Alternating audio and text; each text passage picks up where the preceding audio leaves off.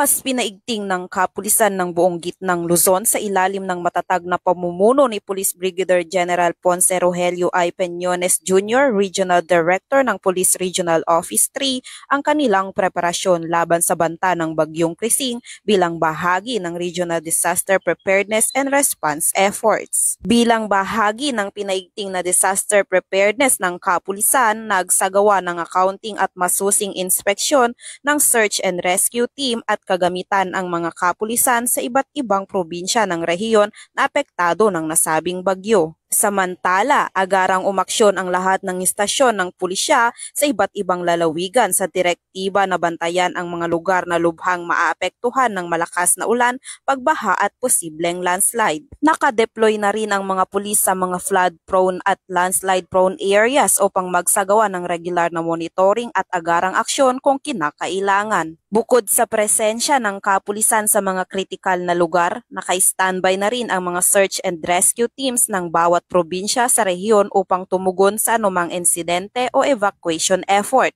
Pinag-ibayo rin ang ugnayan sa mga lokal na pamahalaan at disaster response units upang masigurong mabilis ang koordinasyon sa panahon ng sakuna. Ayon kay Police Brigadier General Peñones, ang seguridad at kaligtasan ng ating mga kababayan ang pangunahing layunin ng Pro-3.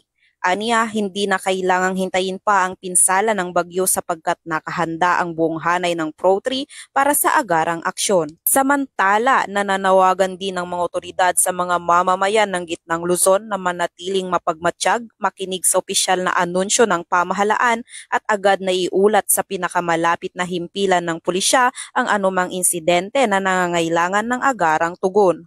Ang hakbang na ito ay sumasalamin sa matibay na paninindigan ng kapulisan ng gitnang Luzon na nagbibigay prioridad sa kaligtasan, disiplina at malasakit sa komunidad lalo na sa panahon ng kalamidad. Mula dito sa gitnang Luzon, ako ang iyong PNN correspondent, Patrolwoman Jilliad Vincula Peña, alagad ng batas, tagataguyod ng Balitang Pulis.